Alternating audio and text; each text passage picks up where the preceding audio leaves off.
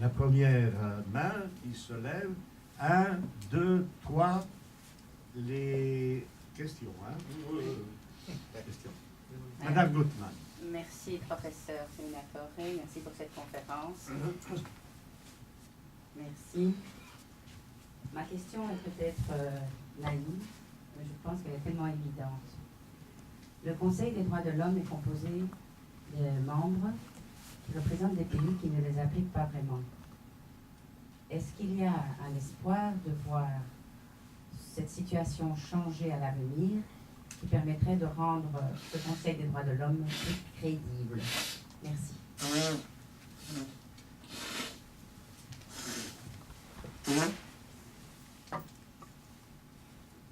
Bonjour, ma question c'est pour M. Baumann. Quand je regarde un petit peu, je vous aurais félicité du temps de M. Trudeau pour votre politique internationale.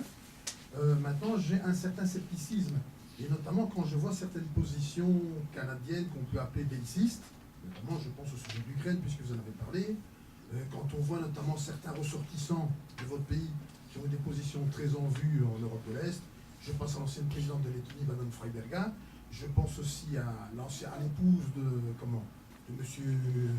Yushchenko, qui est aussi l'une de vos compatriotes. Est-ce que la politique internationale du Canada aujourd'hui est dictée par Washington ou bien par les lobbies est-européens qui sont issus souvent dans ces milieux de la collaboration, donc des lobbies, comme les lobbies ukrainiens, comme les lobbies baltes? Merci de m'avoir accordé la parole pour une deuxième fois. Je vais m'adresser à M. Baumann dans, disons, la conférence, l'intervention a été vraiment magistrale, pour ne pas dire cours académique. Donc, je voudrais parler de la santé des enfants et des mères et des enfants.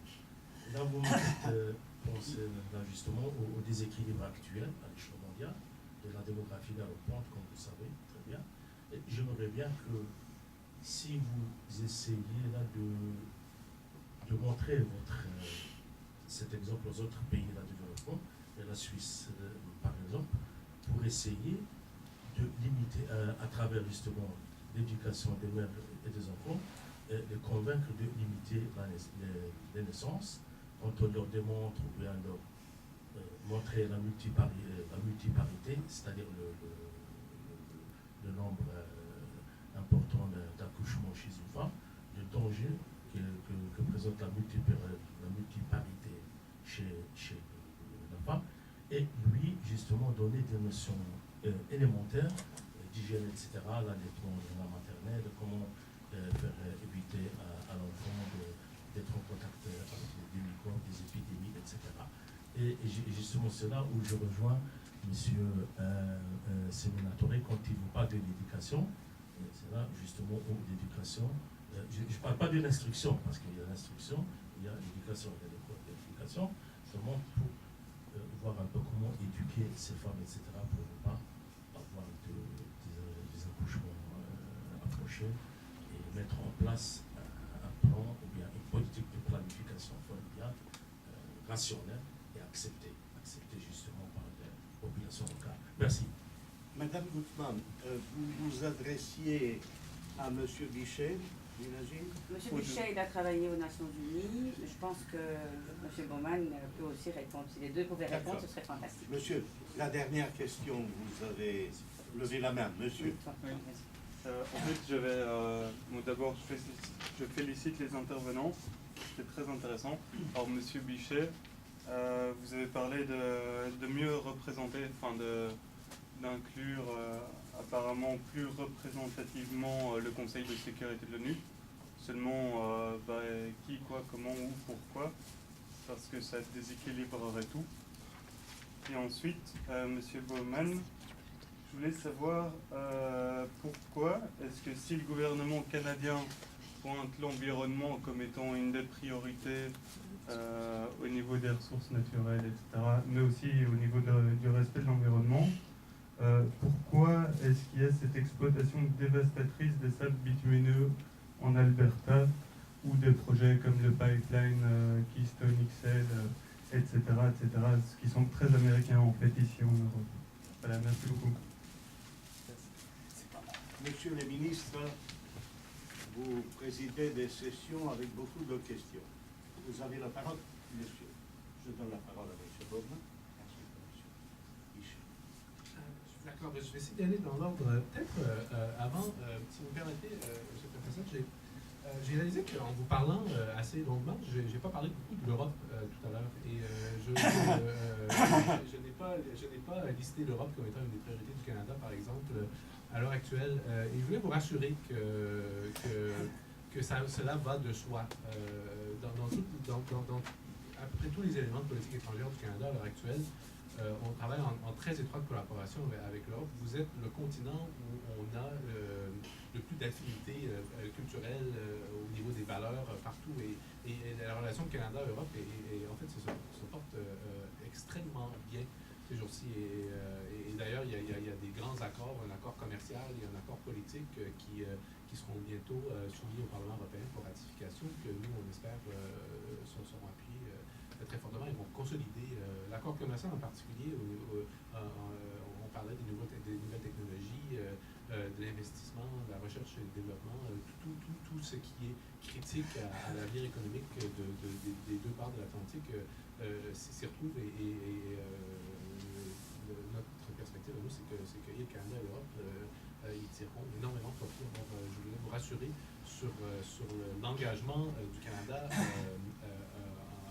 par rapport à l'Europe qui reste entier et très donc de notre perspective, en fait, notre priorité européenne est intégrée à chacune des 5 priorités que je vous ai mentionnées tout à l'heure. C'est une priorité horizontale, si vous voulez.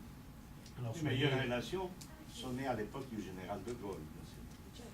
Je crois qu'on avait des relations avant, mais le Gaulle a fait une contribution intéressante à la dynamique France-Canada, Québec. Mais enfin, on pourra en parler une autre fois. Conseil des droits de l'homme. Je ne suis pas un expert du Conseil des droits de l'homme. Moi, j'étais plutôt basé à New York. Alors, les commentaires que je vais vous donner sont de nature assez générales.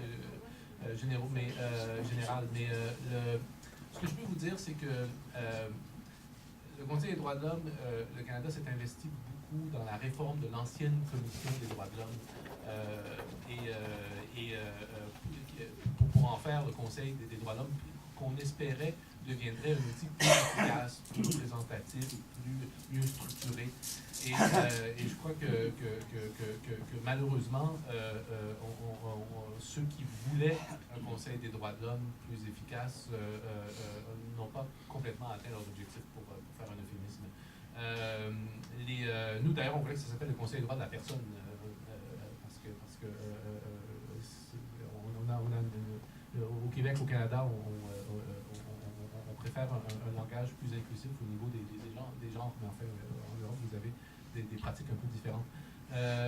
Ce que je peux vous dire, c'est que notre approche actuelle, le Canada au Conseil des droits de l'homme, c'est de faire preuve d'une transparence qu'on veut exemplaire. Le Canada est un pays qui a des problèmes par rapport aux questions des droits de la personne. À l'interne, on nous présente souvent comme un pays modèle, et merci d'avoir fait, monsieur le professeur, mais on a nos propres problèmes. Il y a d'énormes problèmes au Canada qui ne sont peut-être pas aussi importants que les situations de certains autres pays, mais il y a des problèmes à régler. Il y en a en France, il y en a en Belgique, il y en a au Canada, il y en a aux États-Unis, il y en a en Iran, il y en a partout. Et si vous consultez les rapports que le Canada présente au Conseil des droits de l'homme, il démontre notre intérêt, notre désir d'avoir un vrai dialogue avec le reste de la communauté internationale et d'importer des pratiques exemplaires, des pratiques. Et on espère que ça va convaincre les pays qui comme vous dites, ont des régimes qui n'attachent pas la même importance aux droits de l'homme que c'est le cas au Canada, d'y réfléchir. Mais je dois avouer que nous restons insatisfaits de la façon dont cette organisation son mandat et certainement vous nous trouverez au rendez-vous pour tout effort de réforme qui irait dans le sens de vos préoccupations.